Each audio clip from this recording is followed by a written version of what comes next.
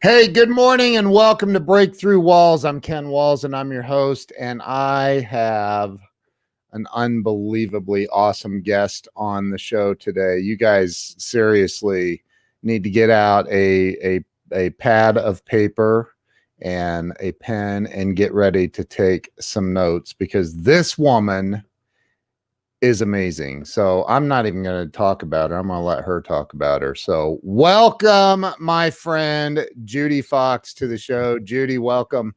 Hello. So excited to be here. Seriously, I told you I drove back from Detroit last night. I didn't even sleep. I'm excited. What? A little bit. Sleep. little bit. You're like, I met you. We met out at Tamara Thompson's event in San Diego. I learned that you are the LinkedIn Fox, right? Yes. That has to be a play on your name. Slight play on the name. I love it. You wore those ears everywhere. And they're great for events, honestly, because then people can look across the room and they can see you. So, right. Yeah. I love it. I won't copy you, but I envy that. I wish I had, I could put some walls. No, I don't know. But so Judi, I know that you are, you're an influencer on LinkedIn. I'm sure you're an influencer on other platforms as well. But, I created this show. It's been a couple of years now. And it was to give back, to help people have a breakthrough, because look, Breakthrough a wall. Well, walls. My wife came up with the name of the show, right? Nice. She's smarter than I am. So it was really to help people get unstuck, because we all hit those places in life where you're like, I'm not gonna make it. It's all going down, and so it's to help people get through that, So why don't we talk about where you were born and raised and where you are now? I was actually born in Pennsylvania, but I was mostly raised here in Richmond, Virginia. So that's why I don't have a super Southern accent, but that was me just throwing on the drawl or something. But I just have a little bit of a neutral accent because I've lived in a bunch of places. I've lived in California. I've lived in Germany. I've lived in London. I've lived in Chicago. It's like 15 places I've lived now. So. Wow. What part of PA are you from? Pittsburgh. Are you? Go Steelers. Are you a Steelers fan? I am just not much of a sports fan. But if the Steelers are playing, I will root for them. So that's awesome. Yes. So yes, I will root for Pittsburgh in general. So yeah, awesome. That's where my mother-in-law is from. So good. I love Pittsburgh. So you grew up for the most part in Richmond. And were you born with fox ears or? No, my maiden name or my previous name was Wasilewski. So wow, that would be a lot different to do branding. So yeah. That's funny. So you went to high school in Richmond and all that, right? Yep. And then I went to college at Virginia Tech. I studied chemical engineering, and my very first job was at a petroleum refinery. I was climbing distillation towers. I was tank inspections, all of the very hands-on chemical engineering / environmental engineering work that I did. Wow. Yeah. So, wow. That just took a turn I wasn't expecting. I don't even know where to go with that. I think Because I started school at college and I had to pick my major in 1994. Yeah. So a lot of people don't look back to 1994.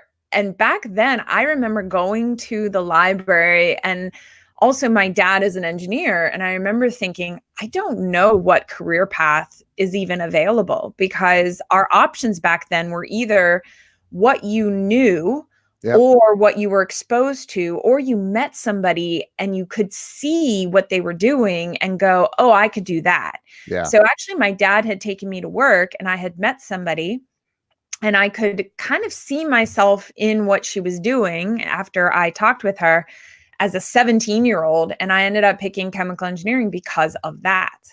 So, and it wasn't because I just didn't know what other options there were. And the other thing that I knew about engineering, I've always had that like to break stuff down, not necessarily take pieces and equipment apart. And I think that's why it was chemical engineering, but I like to take concepts that you can't really, you have to visualize chemicals. You can't grab molecules. I mean, you can try to create a little molecule diagram, but you kind of, I like taking stuff and breaking it down and seeing the unseen, if that makes sense. That's no, I mean, it makes sense, yes, but it doesn't excite me. like chemistry, I hated chemistry in high school. To me, it was always a formula. So I didn't like chemistry. I liked that everything was a formula. Wow. And that I could just plug and play. And that's how I see content. That's how I see social media. That's how I see LinkedIn. That's how I see organizational behavior. Everything that I've studied since. And then I was telling you, I got my master's. It was like an MBA/master's in sustainability and environmental management. So with that together, you would think, okay, relationships are not formulas, but in some way, being on social media kind of is. You do X and then Y happens and equals Z. That's right. You're right. You're right. And sales feels that way. So many things feel that way to me, but that's my personality. And I know you have don't you have 2 master's degrees, or is it one? It's just one. Yeah, it's kind of like a joint one with a focus on environmental, mostly sustainability, but it went through economics and organizational behavior and all types of MBA type of programs. Right. So what you do for a living is exactly that? No, obviously not exactly that anymore. Right. I think elements of what the education and also just being in the business world for 18 years and understanding that a huge part of doing business is relationships, connections, perception, negotiation.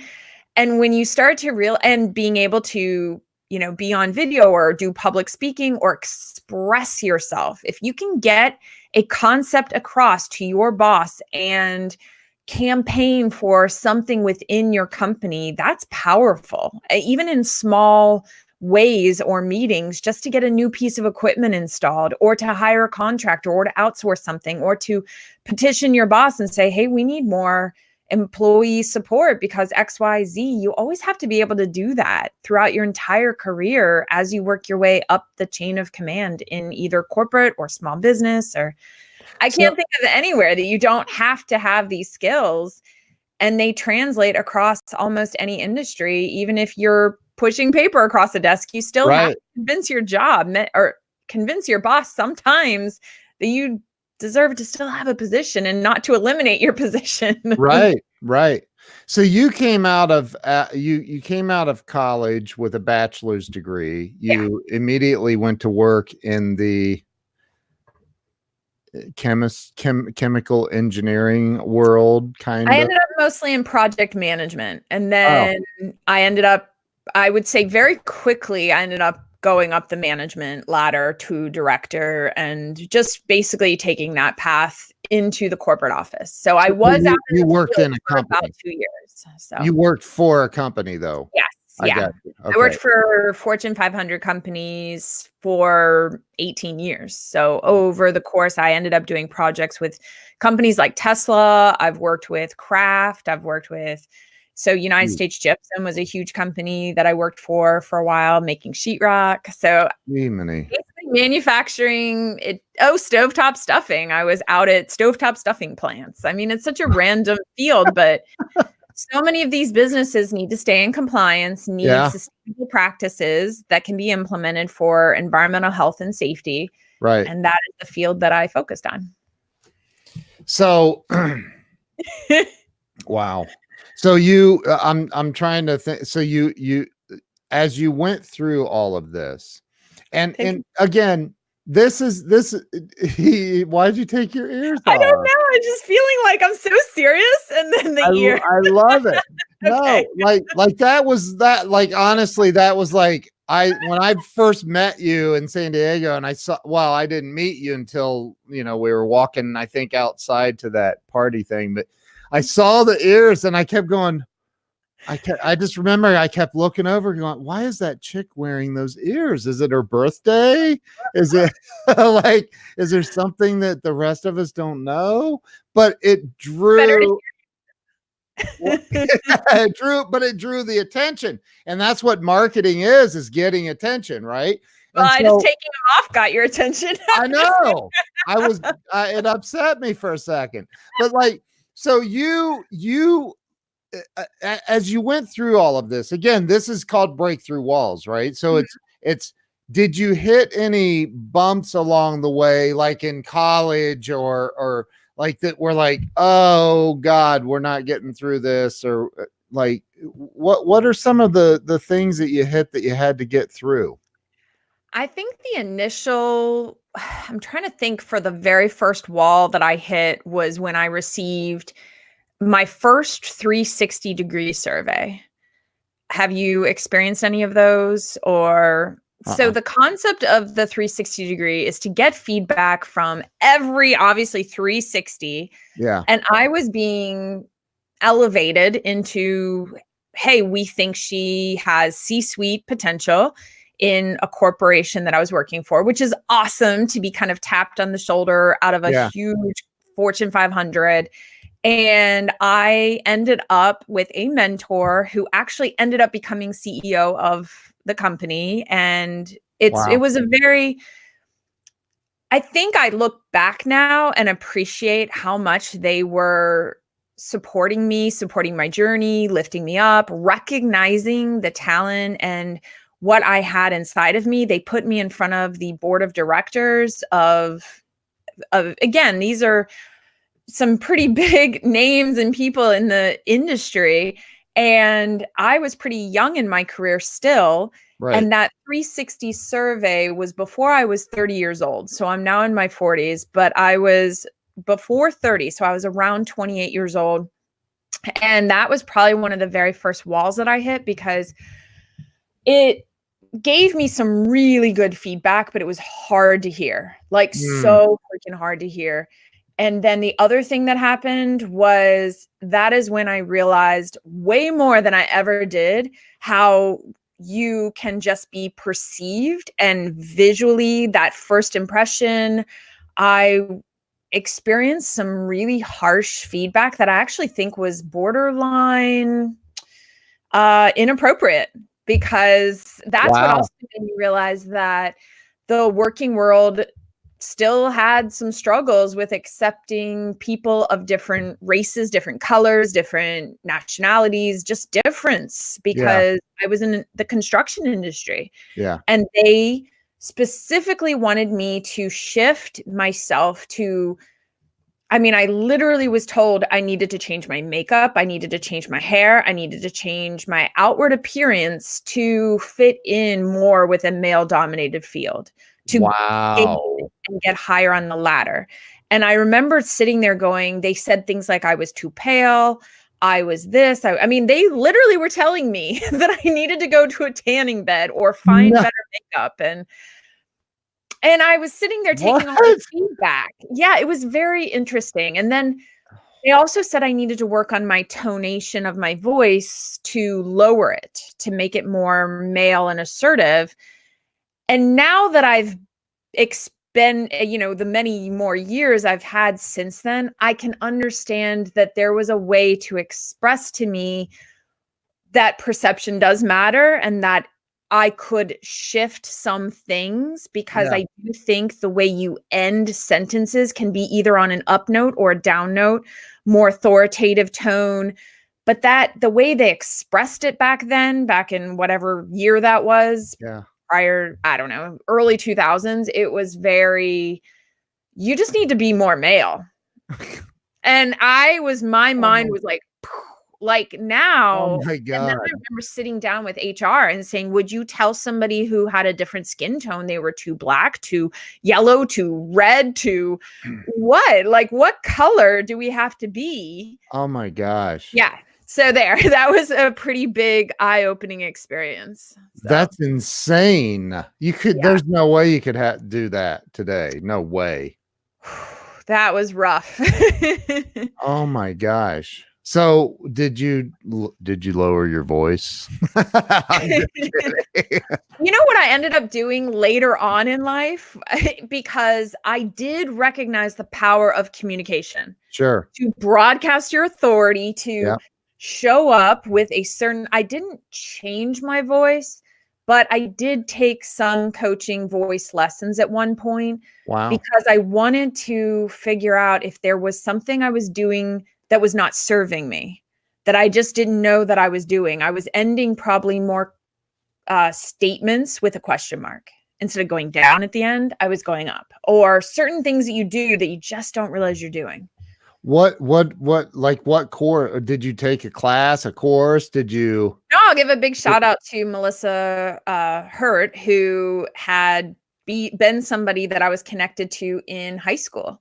And I reached out to her, and she just happened to be launching or early on starting her voice work, because that's the business that she started growing. So I absolutely love that. I love that idea. I've never even thought about that. working on your T's, your P's, how do you like your S's, like, because when we think about podcasting or talking, Yeah. and there's probably, I mean, I hope she's not cringing, because at some point, we only can work on something for so long, or we let it go. And I think I did that work with her back in 2014.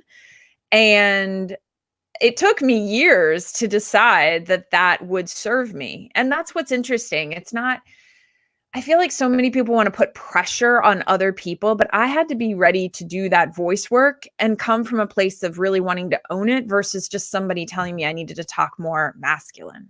Like that wasn't what I needed back then. And that's where the sensitivity training of diversity needed to have been a little bit stronger back then in that corporate office. And hopefully the pain, I spoke up. I was not quiet. I got that feedback and I said, this is inappropriate. Did you say that? Yes. Because I said, Wow. because that is different. There's a whole different way to say, let's work on your amplification of your voice. You're this, you're that. There's so many ways that we can express how somebody is showing up, versus just bring one trait forward because it's something we see all the men in the C-suite have. You see what I mean? That is absolutely insane. I can't even imagine. I've never had I didn't go to college, and I've never been in a corporate environment like that. I mean, but if somebody, I'd be like, can we go outside and talk about this? Because I'm about to whoop somebody's ass right now. How about that? Yeah. So I can't even imagine. I cannot even imagine. So that's a big like thing that occurred. And I'm sure at the moment you experienced like some kind of fear of, oh God, if I speak up. Did you have anything? Or no, you were just like, nah, I'm attack mode now. I think there's some amazingness about being young. And I think that we discount young people sometimes, just age in general. I feel Yeah. like you can eat any freaking age, and the Yep. values you bring to the table and the spirit, and I feel like sometimes that innocence of not knowing any better. So I probably was very confident to step forward and say something and be very maybe assertive, aggressive, whatever you want to call it. But I kind of had like no fear because I just looked at that and I could just see it. And I Yeah. also felt um very confident throughout my career, especially because at some, I graduated valedictorian from my Wow. my master's program, and I remember there was a period of time where they were using some of the work that I had done during my master's as examples for the next people coming up in the next classes. And then they even used me in all their brochures. I have like people would be reading the newspaper in Chicago and they would open it up and my picture was like a full page ad, like join this master's program. Here's Judi. Like my last name was Wasilewski at the time, but Yeah. it is a little crazy. And I don't know if I had a little big head back then, but 50s years. But back then, I just felt so confident. I was like, if I need to find another job, I'll find another job. Like, that is not how you're going to talk to me. Like, I love that. That is freaking awesome. Yeah, I would have flipped out personally. but I had to handle it professionally. And I got advice before I just went and decided what I was going to say. I practiced a very well-crafted phrasing of what I should say to say that was inappropriate. So I did not just fly off the handle. I went home and was like, what the heck? Private. And then I got coaching. That was one of the first times I really got good legal counsel and coaching for literally, these are the phrases you use. Oh my gosh. Because if you think about it, there's certain things that if an employee says to you, you can see that it's almost like the thing they gave me is the thing that made me realize, oh, I have to like approach this correctly or they're not going to hear it. They're just going to hear somebody who's upset. So threatening to beat their face in the parking lot is not the appropriate response. Oh, if you want to make change happen, you do have to play by whatever kind of rules are out there and navigate it. And you're honoring who you are while still trying to say, you know what, there's probably a better way to phrase that. Wow. Good for you. That's really impressive. Like, so I'm just being real. I wouldn't have handled it that well at all. No way.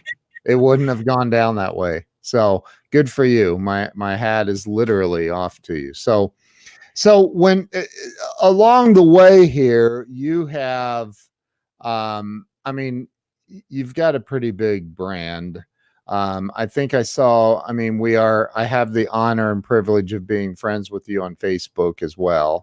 And I saw a post, was it yesterday, about you're on the cover of CEO magazine? I have like a huge board of like oh my gosh, printed it out for the red carpet launch party, so we got to have like a red carpet. The news crews were there. It was so much fun. That is so awesome. So you're really making some waves in the world. I love that.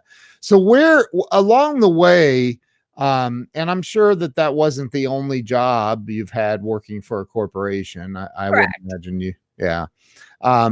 So you had some other jobs with companies along the way, but now you own your own company. Yes. Right.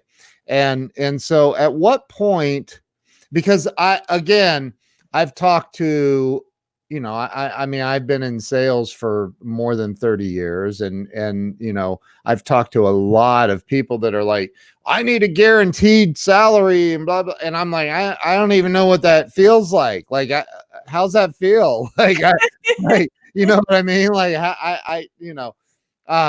so at what point did you go, I can't do this corporate crap anymore. I gotta spread my ears and fly.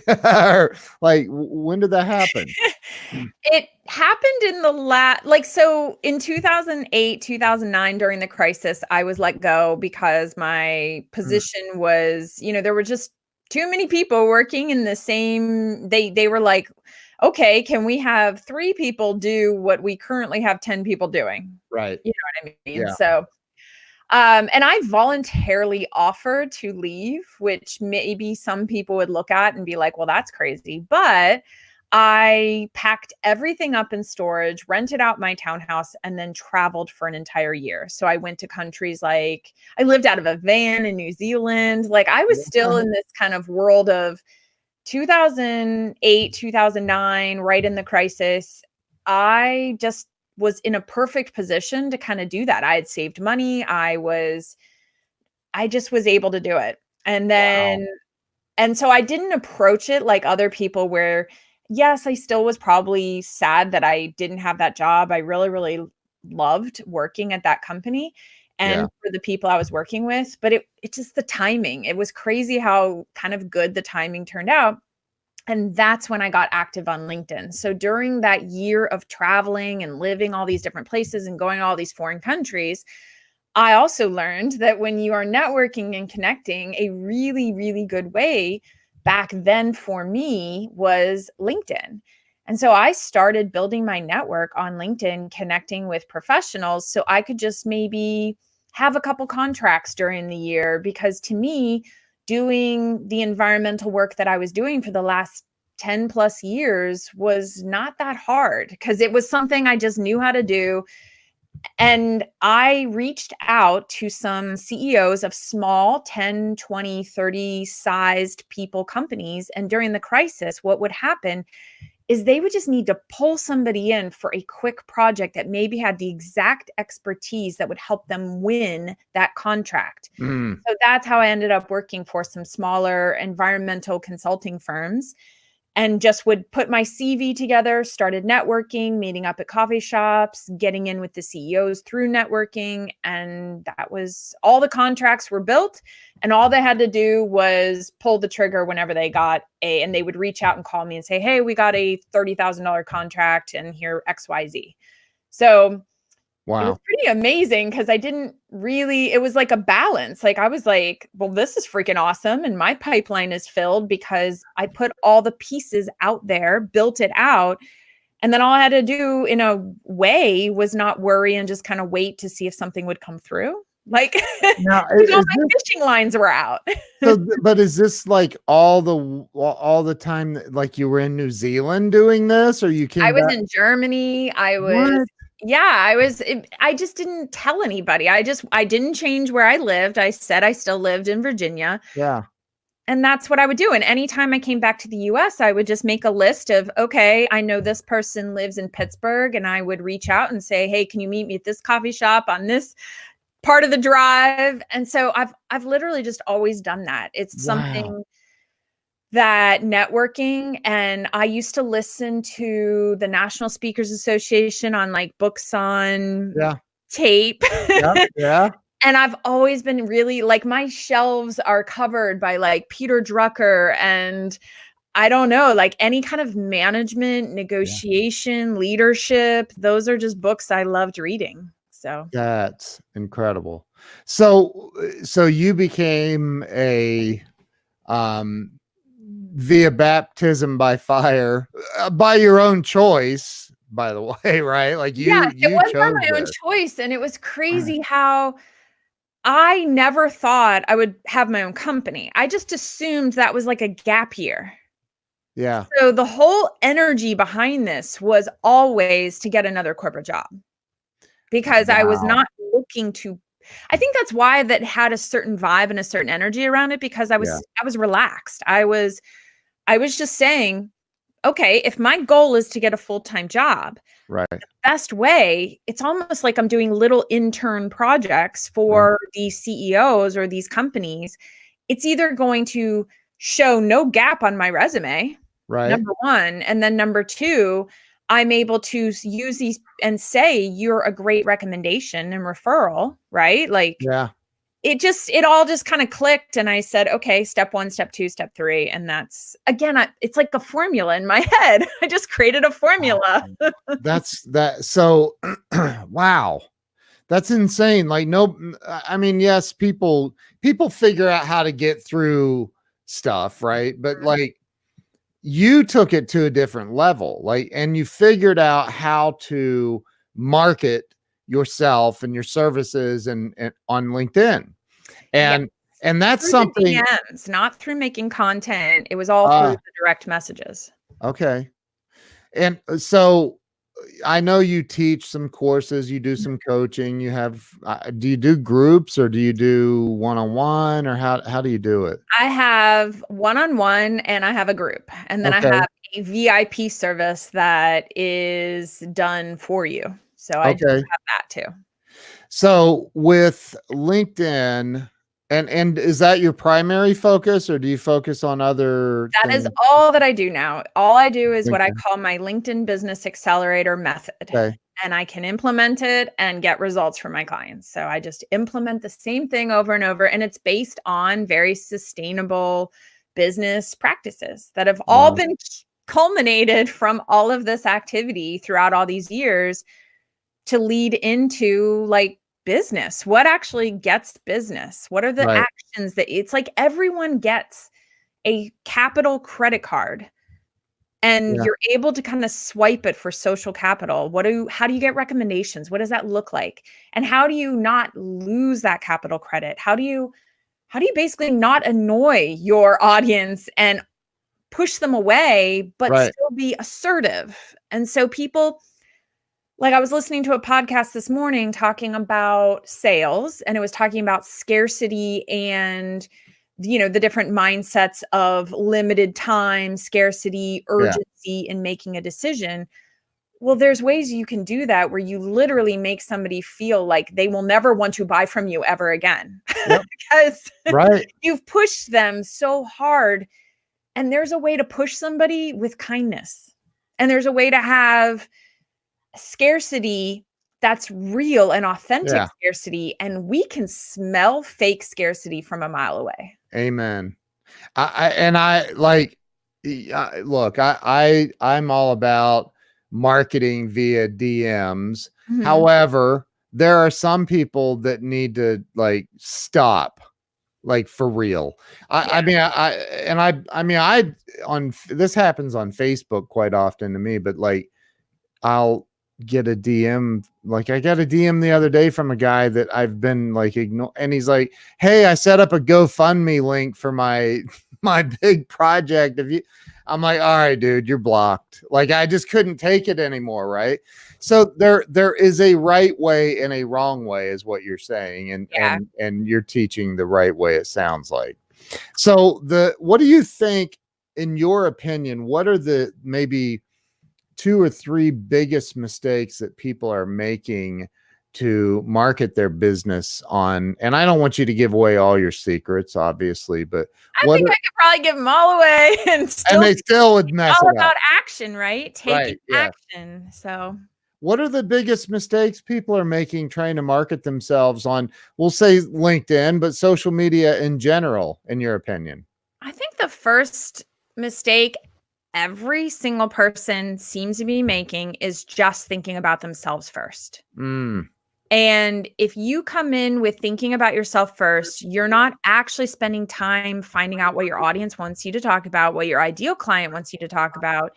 You're not spending any time giving, and you think you are. Like, I notice that most people, when they start that way, they don't come at that from a negative place. They're actually really wanting to serve their audience. Their hearts are so many times, I want to create content that is going to give other people value. right. But they're not spending any time checking out what that looks like for their audience. And they Right. really do. It's like instead of thinking about it as scrolling, you're doing research. And Mm-hmm. then what does research look like? Research has steps. I'm a step-by-step process person, obviously, with my engineering background. Right. So research looks like sitting down, knowing the questions you want to pay attention to, and then going out online and being curious, Mm, not thinking first, I need to create a content calendar. I need a social media manager. I need to just talk, talk, talk, talk, talk. right. That's not listening. Amen. I couldn't agree more. You're right. Go listen first and then have moments in your business where you go back out and listen. And that is where you will actually feed into more results, because there are also activities that you can do. And I loved how somebody posted about what releases oxytocin, that love hormone, Yeah. on social media. And I'm like, oh, it's like almost like a little scary that you could lean into an oxytocin releasing strategy. The way you show up, the way you support, as long as you sit down and say those activities really are the things that I would naturally do, and then Right. honor you and how you would do them. Right. But just even sitting down and reading that kind of list, or thinking about that energy of how do you show love and get love. And that's a whole different vibe and energy versus I just need their attention. Right, right. I think, and I think you're nailing it. It's like, what is coming from your heart? I preach that a lot. Like quit making social media all about you. It's about everyone. It's social is the key word, like social, and I think that's what you're saying.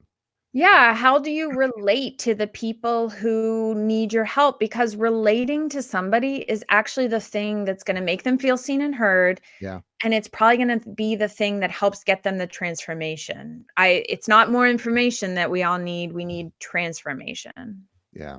Well, and before we jumped on, I said there's so much noise. There's Mhm. so much noise. We kind of talked about that a little bit. And people need to learn how to just get through all of that noise and find their own swing, so to Well, and speak. that's where the research helps, because I have found peace inside of myself to limit the amount of voices that I consume and trust. Yeah. And I used to probably listen to way more podcasts, way more voices, way more things. And what Yeah. I did in July was I shut down every single voice and only listened to one. And that actually changed everything. So for about 3 months, I consumed only one voice as someone that I would structure or think about or follow their tips, follow their advice. Because what's Right. interesting, just pick one at a minimum for 1 month, one voice, 1 month. You will Yeah. follow what they say. You will take their tips. You can listen to other voices. Right. Don't try to implement everything that somebody's telling you to do. Right. And it's almost like just pick one, and you could pick you could pick me, you could pick anybody. It almost at this point doesn't matter. But at a minimum, that will give you some amount of base to say, okay, I picked that person's voice. That worked. These are the things that worked. But a lot of people are just listening so much, and then they're not implementing. And then they're overwhelmed with what to implement. I again totally agree. Excuse me. Wow. Pardon me. So and again, like, maybe you agree with this, maybe not, I don't know, but I think that there are people who are, I'll say this is going to sound bad, but there's information addicts, conference addicts. Like they show up to a new conference once a month, every 2 weeks, whatever, and they're going to go hear Judi Fox speak. They're going to hear Ken Walls speak. They're going to go hear Grant Cardone speak. They're going to hear Tony Robbins. They're going to hear, and they go to all these conferences. But then there's a very, very key element that they're missing. Do you know what that is? Implementation. Implementation. Yeah. Action. Yes. So I've had people, I'm sure you have, like, where you're coaching someone and they go, well, I agree with that, but I'm also talking to so and so, and they said to do it this way. And it's like, oh my God, like, how many people are coaching you at one time?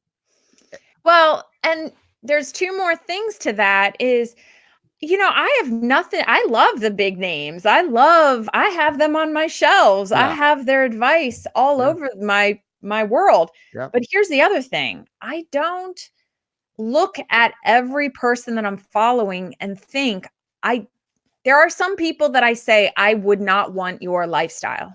And Right. that is okay. Right. Right. I don't there are certain things, and I don't even need to necessarily explain, but for example, I don't want to travel a ton. Right. I like traveling. I don't hate it. I just don't want to travel a ton. Yeah. And what does that look like for me? And what does travel look like for me? And that's where I start stepping back. And I ended up specifically picking a voice that when I could see from the outside looking in a lifestyle that fit me better, Right. a business model that I actually could see myself running. And I think that's the difference, because if I wanted to build an agency, there would be somebody I would follow. If I wanted to build online evergreen courses, Yeah. then pick that person with a lifestyle like what you can see Right. from the outside looking in, or get to know the person, or and like there are certain things you can figure out. Yeah. But I feel like there was somebody who posted on LinkedIn and said, LinkedIn doesn't work. I post something and I get tons of engagement. And then I post something again and I get no engagement. And so it's up and down and there's no consistency. Well, what I find is it's very consistent. Right. But I'm not implementing Gary Vaynerchuk's advice, for example. And this person very specifically said they were implementing Gary's advice. And she said, from a very curious, kind standpoint, she said, okay, but what you're telling me is not what Gary's telling me. And I said, so here's the reason.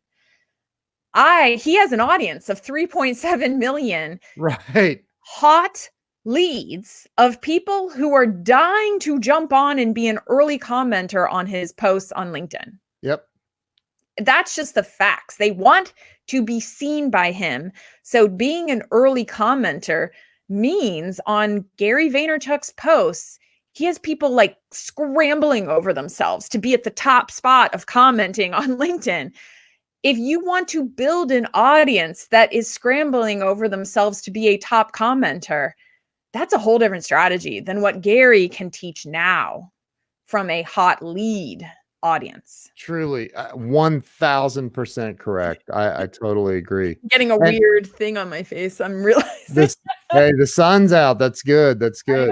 I think that and you're right. So a lot of people are following people like Gary V. Gary V follows And I me. love a lot of his advice. I do too. I love the guy.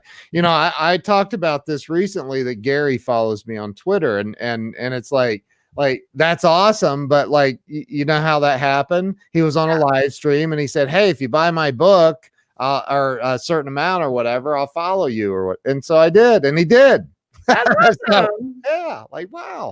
But like it just took a little bit of money. But like when it comes to because I know you also work with corporations or companies, right? Like a lot of businesses. So when it comes to a person wanting to say, for example, if I wanted to use LinkedIn to reach 5 more clients a month, what would be the first step? I mean, is it just like, hey, cold, like, because I get those messages and they annoy the crap out of me. Like, dude, stop freaking, like, you send me a link now. Like before I accept somebody on LinkedIn, I go look at their profile. Yeah. I'm like, oh, they're in PHP and web development, so they're gonna hit me up and ask. I already know how it's gonna go. And Tom Smith, come on, dude, you're like, you know what I mean? So there's a lot of that noise out there.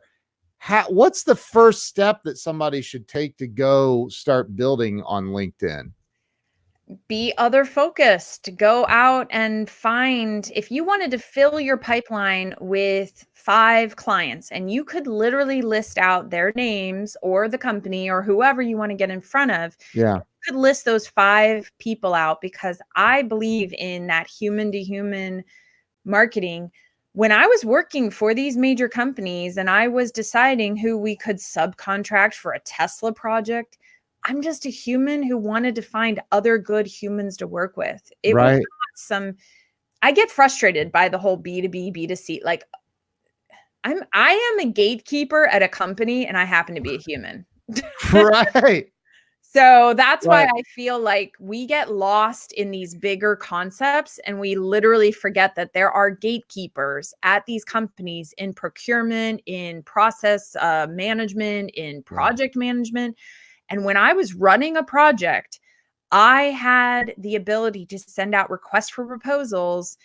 Yes, some of them I had to just naturally send out or put it out into the world, but I could sometimes cherry pick and say, I want you to get in front of this. It doesn't mean you're going to win it. I can't do that. I Right. can at Right. least make sure you have the paperwork. I can at least make sure you know it exists and there's a deadline, because Yep. sometimes isn't that what it's about? Just knowing there's an opportunity.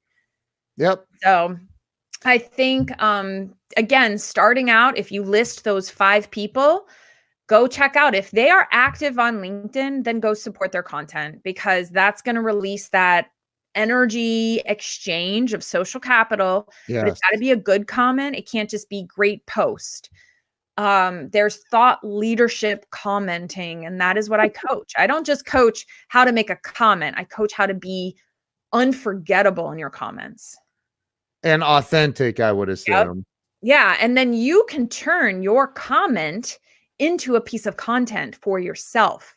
Yeah. So that's what's powerful. You not only take the energy and time to create a comment that Mhm. is answering or engaging with something your ideal client wants you to talk about. And Right. if you can't find active people on LinkedIn, this is where I tell people, and they get very confused at first, but I'm like, go find them on Twitter. If they're live streaming on Facebook, if I want Ken as a client and he is live streaming and he has a show, well, then I'm going to give him a review. I'm going Yep. to comment right now. I'm Yep. going to show up. I'm going to support him. I'm going to be just supportive. But if you weren't active on LinkedIn, then I would say, but I want you to be my client. It's still valuable to go check out what somebody is doing on other platforms. Amen. God, amen. But you Wow. can still find them on LinkedIn. That's the Yeah. other thing. And there's still value in following them on LinkedIn. We get notifications who's following us. Yep. And I feel like not enough people are kind of leaning into that energy exchange of value by following first. And you see that where somebody comes on to your LinkedIn or Instagram or whatever, and they go in and they'll like your last 30 posts. Yes. And then you're like, oh God, I know there's an instant message coming. Right. Like that's not what you teach, I'm sure. And No, it's like naturally being a fan of somebody is going out, liking and commenting on just a couple things, especially if you just follow them, yeah. and do not get overly, stalkery. And thank you, Right. Kathy. So that was awesome. Thank you. Oh, Kathy's awesome. She got to yeah, I got to hear you speak too. You're awesome. That is so cool. So the um so not don't be a stalker. Mhm. Like But engage authentically. once you engage and you find out what Ken's talking about, and he Right. happens to be talking on Facebook, if you make a post on LinkedIn based on what you just heard Ken talking about on his podcast and his show and his live stream and his posts, and you continue the conversation, or you say that you were inspired by XYZ, that even on LinkedIn, it will be better targeted to attract more people like you. Yeah. So maybe you, like, say, for example, you're not active on LinkedIn, they're still learning how to attract and market and talk with you and be in your community because they want to have like-minded people like you. And I've had that. I mean, from a personal perspective, not a student or selling anything. I've had that where people, watched a show with Ken and Judi Fox, and they go out and they put a post on LinkedIn going, wow, I learned Making a so much. screenshot right now. Hint, hint. Come on, give them a smile. What's up? Screenshot that. Come on. So, and then they put that out on LinkedIn and they tag me, or and they write a real authentic, almost positive review of the experience. And it's like, oh my God, who is this person? Instead of hitting me up with a message saying, hey, can you help me find investors? Can you help me do this? Can you invest? Can you blah, blah, blah, blah, Can I blah. pick your brain? Can I pick your brain? Yes, I have a link on my website. It costs $900 an hour to pick my brain. Go click on that and let's roll.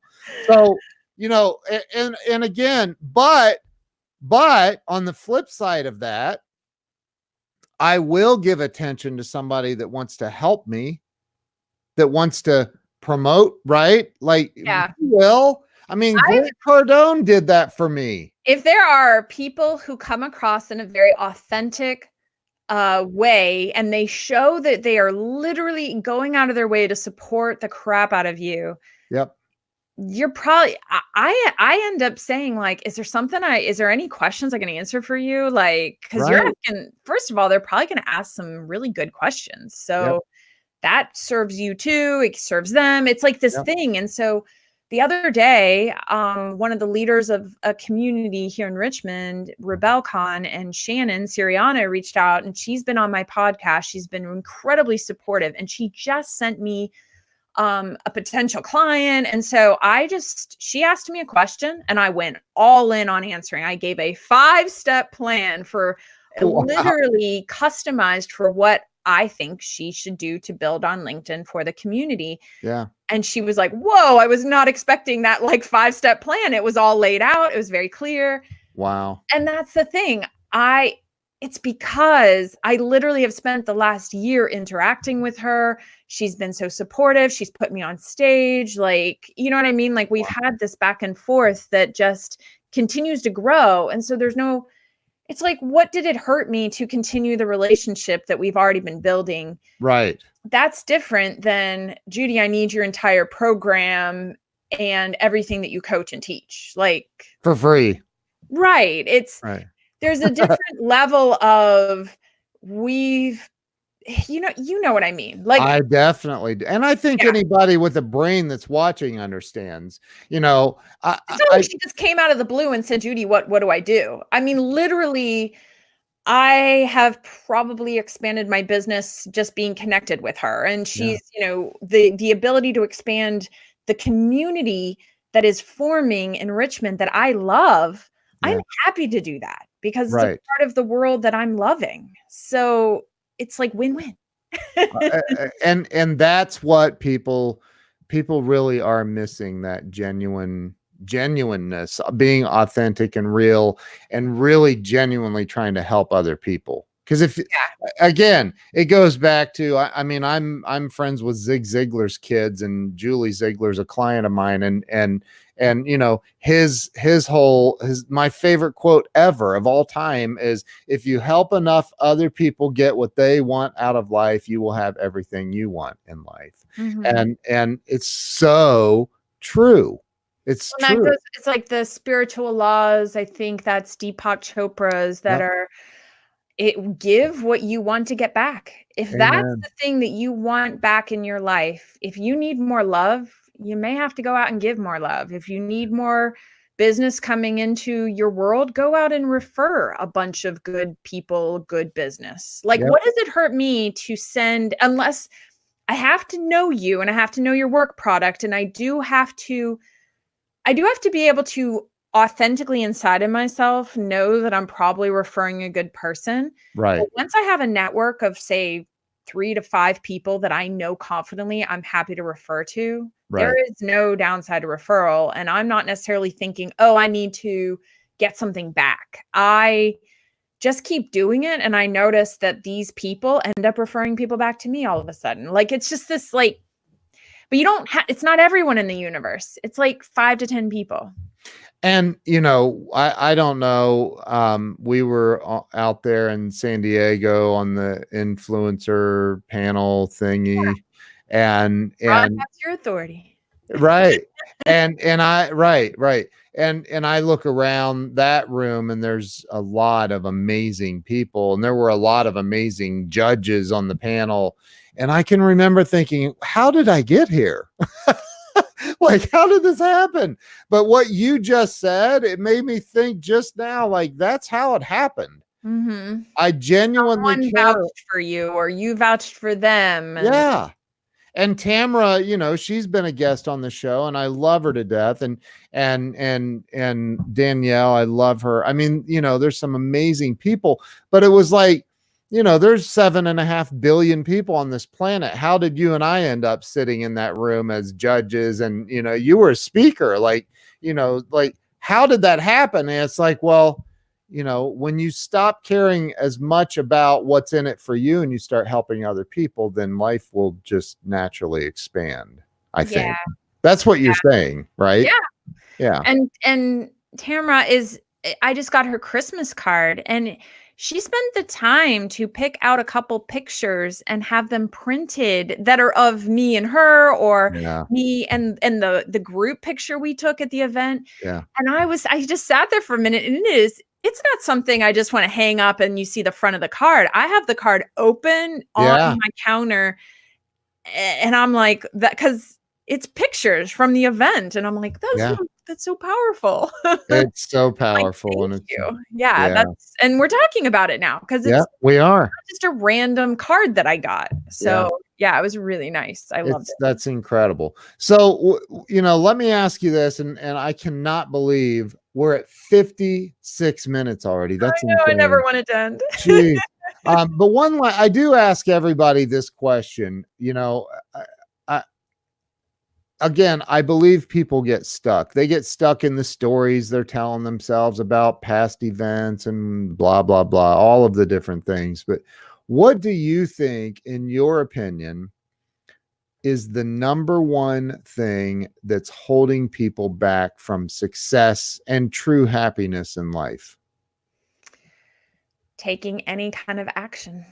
Any step in any direction, even if it's the wrong direction, it's going to teach you something. So I just feel like I went through a couple tough periods of time in my life and in my brain, which it's interesting how I came up with Fox Rocks. I didn't mean it to necessarily say Fox Rocks, but I actually had something that I called my next right rock. And it was not something I was creating for anybody else. It was my internal visualization that I started doing, saying, what is the next right rock that I could literally step on, because I'm super outdoorsy and I like hiking. And I thought of myself as crossing a raging river of uncertainty because I was going through something that I literally could not predict where I was going to end up. I felt like throughout life, I always knew and felt like I had a little more control. And I think the moment you realize that you kind of just don't have, some things are just out of your control. Accidents happen, health challenges happen, family things come up that are completely out of your control. And that's where I just realized, I was like, oh crap, I just have to step on the next right rock, because I don't know what rock is after this one, because this one will create the next one. But Yeah. if you don't even step on that next right rock, you literally can't, you're never going to cross this river. You're just going to be where you were, and you're going to be in the same place 10 years from now, saying the same thing, that you wish you could change your circumstances. Wow. So that's it. And I remember getting a book called like When to Leap, because I was thinking, oh, I need to figure out when can I quit my job, and when, and this and that. And then finally, it's almost like I had to remind myself of my original, like, oh crap, it's just the next right rock theory.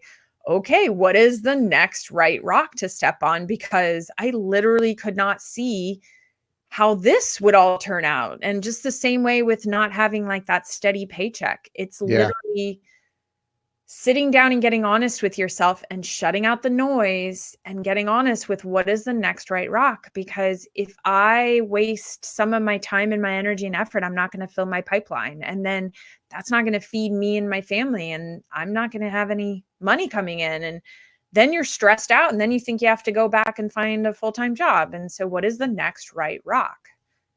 That's awesome. Just take the step. Yeah. Take the step.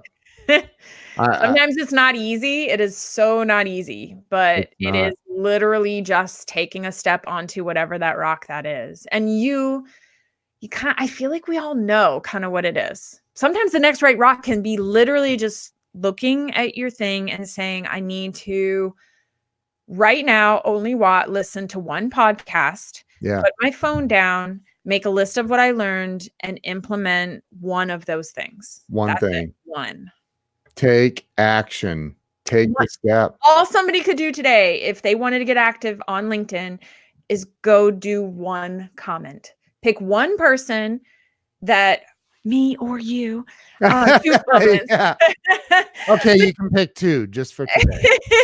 But you know what I mean? Go out and do one comment, because so many people are like, oh, I don't know where to start on LinkedIn, but I really think you should start with your comments. You'll know what people want you to say more of if you go out and comment. You are absolutely amazing. I really mean that. Like, look, I'm about people's energy, and when I saw your like that picture, I'm like, come here, we gotta get a selfie. And I'm like, and it just in that moment, right? Your energy is incredible, and I really think that anybody that's listening to this, that watch this, if you're not following Judi Fox, you are missing out on life. Like, your life just is going to suck if you're not following her.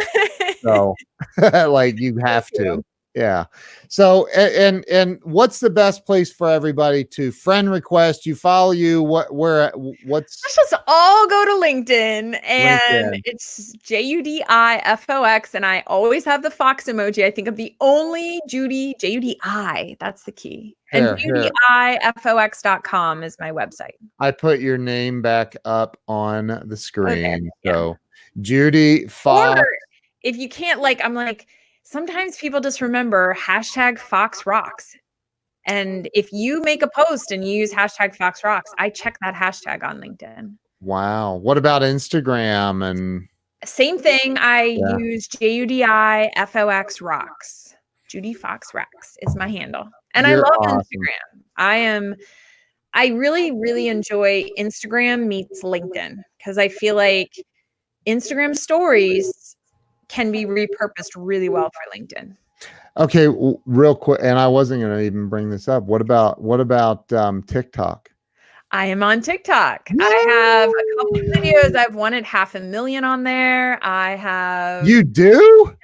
Yes. Oh my God. Okay, you have to follow me on TikTok. I'm going to follow you. I'm Judi Fox Rocks on TikTok too. I will follow you. Literally, I'm opening up TikTok right now. Sometimes I wish it didn't open up with a video, because then it's all loud all of a sudden. I know, right? It's like, stop, no. Look at this. Look, Mark Cuban popped up on my screen. Crazy. I'm looking for you right now. Hang on. Basically, my profile says you should do TikTok and LinkedIn. What? Yeah, and then it says DM me on Instagram, basically, about it. Are you serious? Yeah, because they only send you here. Oh wait, here they send you to YouTube or Instagram. If they could send you directly to LinkedIn, but I'm probably going to make more LinkedIn videos on here, because I've been following a couple people and I've been really inspired by them. Madeline Mann is one of them, and I'm trying to think of a couple other people, but they're giving some really practical advice to the college age / young professionals. And I'm like, that's really freaking smart. And if I think about it, 10 years from now, wouldn't it be great if I marketed right now to 20-year-olds, and then they become 30-year-olds, and I'm now 10 years older myself. Yeah. And I have an audience full of 30-year-olds, right? Like, does that make sense to people? Gary talks about it. I hear Grant Cardone talking about it. I hear all these. I'm talking about it too. Yeah. I mean, dude, get on. You've got to be on TikTok. Like, if you're not on TikTok, man, I think you're missing, because it's really appears to be going somewhere. Well, I interact with TikTok on LinkedIn, and I then told TikTok on LinkedIn on their company page that I was going to upload and show them how you can repurpose a TikTok for LinkedIn. So that's my next frontier. Oh my God. You're like a genius. Forget about that. You have a master's degree. You have a PhD and This is crazy. Like I believe that if you're making content, you can make it work anywhere else. You just have to think about, there's certain things you just have to like translate. Yep. And you can make it work. You just have to translate it. It's like a little deep, deep, deep, deep. And I think, and we need to probably go, but I think that we don't have to. It's my show and it's the dang internet, so we could stay here all day if we wanted. But the LinkedIn doesn't have to be boring, right? It does not. That's why. So my podcast is still, my 2020, I want to be very consistent with my podcast. I feel like 2019 was the year of me testing, just, can I have a podcast? Yeah. Yeah. And so I want to honor all the guests because I've had so many and I need to just push out their episodes. But basically, it's level up your business with heart and humor. I feel like we don't think about how to have heart and humor in work, and we can. Yes. And I think that's what makes business world livable. It does. People are pretty miserable. And at one point, I was very miserable in my job. And if somebody brought any heart or humor into the workplace, it's like moth to a light. And that's why I feel like I love the Claude Silver, Chief Heart Officer of VaynerMedia, and everything she's doing. And she's on one of my podcast episodes. Is she really? Yeah. And so I feel like I had an opportunity to meet and go into VaynerMedia earlier in the year. And I do really believe, and I see her implementing the heart into their business. And that is very powerful. That's incredibly powerful. Judi, we could go forever. Yeah. I love you. I think you're awesome. And everybody should follow Judi. And seriously, if not, and write a comment today. Comment. Yes.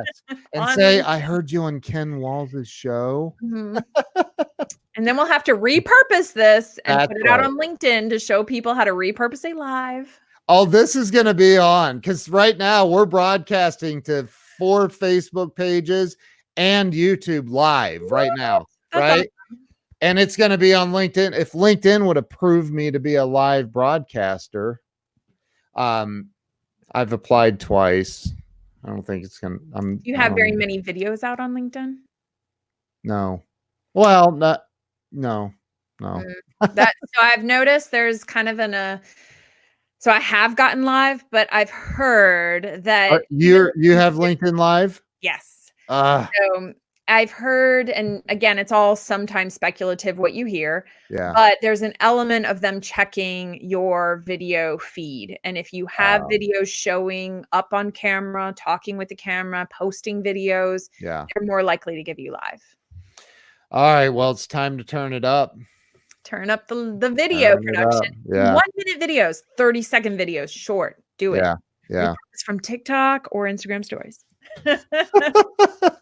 You're amazing. My videos, you can see that they're from Instagram stories. They literally have like tags and they have things. So thank you. Tell everybody real quick how about your course, your thing. What do you have? Do you have anything you can offer? Sell somebody something. The next round of LinkedIn Business Accelerator is open for applications, and I have been processing. I did 3 calls yesterday. I have 3 today. And there's only 10 spots. So I literally don't take everybody. No, I don't. I do not take everybody. Oh, good. High five. Jeez. So, because I also need to know that you're ready to take action, that you can do the time and do the implementation. And I either take people on one-on-one or small teams. So like a team of 2 or a team of 3. And then, basically I have an application process. It's not a hard application. I just want to know, like, what are you up to? What are your questions? What do you want to do and your goals? Because if your goals are something that I don't think I can meet, I will tell you. Like, that is, I don't do all the spammy DMs, and I'm not going to tell you how to automate everything. I have pieces we can automate, but to me, it's about creating that sustainable business with small super fans. Yeah. So, and then wow. So it's called LinkedIn Business Accelerator. This year, 50 people have gone through it, and that's very exciting. And I will open it up, and it's currently open for applications, and we're going to launch on January 20th. So you have to be butt in the seat, paid in, well, whatever, payment plan or paid in Is that where they find out more? Judi That is Fox? where, yes, it says pounce on a call. Or if you don't want to join this round, you can jump on the wait list, and there's just 2 spots for that. Judi Fox, everybody. Judi Fox is a rock star. Jeez, you're incredible. So thank you for the I mean, we went over quite a bit. So thank you. I really appreciate it. I know you're very busy. You're amazing. Yeah, we got to check that I don't have another call here going on. Yeah, right. So everybody, you do? Yeah, for someone who wants to join the LinkedIn Business Accelerator. Like right now, you have a call at 12:30. Oh! I was like, oh God, she's no, late. but I've got 10 minutes, and then I've got that, and I've got 3 booked today. Wow, so. That's awesome. Everybody, go over to judifox.com. Fill out an application. You can grab a spot on my calendar. I talk to every single person that wants to join. Wow, what's it cost to join? What's the investment? I don't normally give that live. Oh, well then don't. Yes, because guess what? It could, what's the word? I will hold the price right now with what the current price is, but I may increase it in the future. And so this could be right. Yeah. This is definitely evergreen. Okay. Yeah.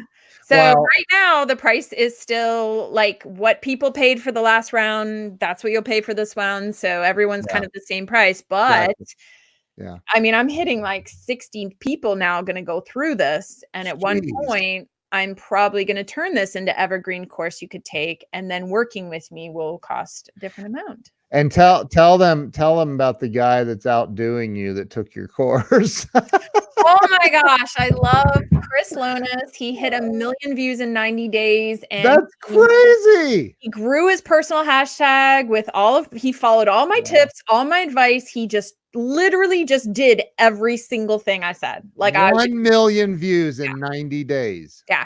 That's literally just crazy. Literally just did it. Like took action, did it, took action, did it. Like I would say, do this, he would do it. Like it was just powerful. And then I'm watching him and I'm like, oh, wow, I need to take my own advice. Like, I know, it's crazy. It's crazy. It's all about the implementation. If you implement what I say to do, it can be up to and beyond 1 million views. That's insane.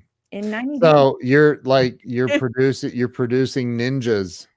Yes. And it's, awesome. What is it? It's, I think he's at 30 something thousand followers now, and he grew his personal hashtag. So personal hashtag, if you grow that, he has about 3,000 people literally waiting for him to post, and they will see his post. That's 3,000 potential likes and comments for his audience. That's insane. Because not everybody's going to see your post just by following you. No.